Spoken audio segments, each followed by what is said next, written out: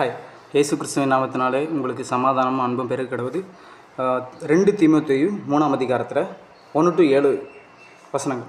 மேலும் கடைசி நாட்களில் கொடிய காலங்கள் வருமென்று அறிவாயாக.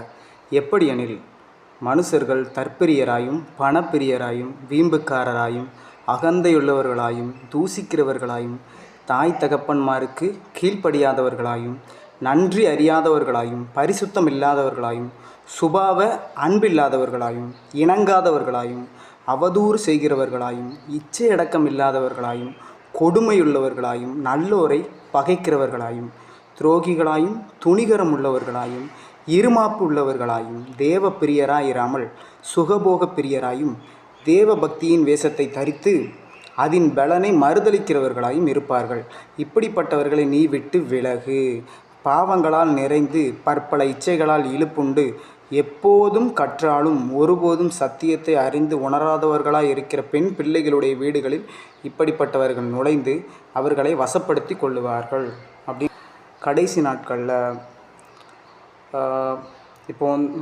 கடைசி நாட்களில் பொல்லாத ஆவிகள் அப்படின்னு சொல்லி பைபிளில் சொல்லப்பட்டிருக்கு. அந்த விஷயங்கள் தான் இது எல்லாமே. ஸோ எப்போதுமே ஆண்டவருடைய வசனத்தை கற்றுக்கிட்டாலும் அந்த வசனங்களை ஃபாலோ பண்ணாமல் செய்யாமல் ஆண்டவருக்கு ஒரு உண்மை இல்லாமல் சும்மா ஏதோ சர்ச்சுக்கு போகிறோம் செய்கிறோம் இந்த மாதிரி இருக்கிறாங்கள்ல ஒரு சிலர். ஸோ அவங்களுடைய வாழ்க்கையில் அவங்களுக்குள்ள இந்த எல்லா விஷயங்களுமே வரும்.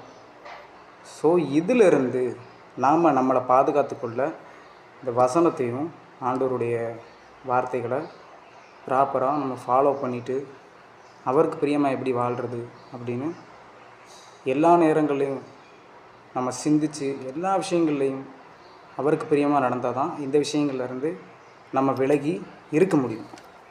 அப்படி இல்லை அப்படின்னா இந்த எல்லா விஷயங்களும் நம்மளுடைய வாழ்க்கையிலையும் வந்துடும், ஒரு கிறிஸ்தவர்கள் வாழ்க்கையிலையும். ஸோ முக்கியமாக பெண் பிள்ளைகளுக்கு முக்கியமாக சொல்லப்பட்டிருக்கு. ஸோ பெண் பிள்ளைங்க ரொம்ப ஜாக்கிரதையாக இருக்கணும் இந்த விஷயங்களில். ஸோ இந்த விஷயங்கள் எல்லாமே உலகத்தாருக்கு அவங்க எல்லாருக்குமே எல்லார் வாழ்க்கையிலுமே இந்த உலகத்தில் இருக்கவங்களுக்கு எல்லாருக்கும் இருக்குது. ஆனால் கிறிஸ்தவர்களுக்கு இந்த விஷயம் எதுவுமே உங்கள் வாழ்க்கையில் வந்துடக்கூடாது.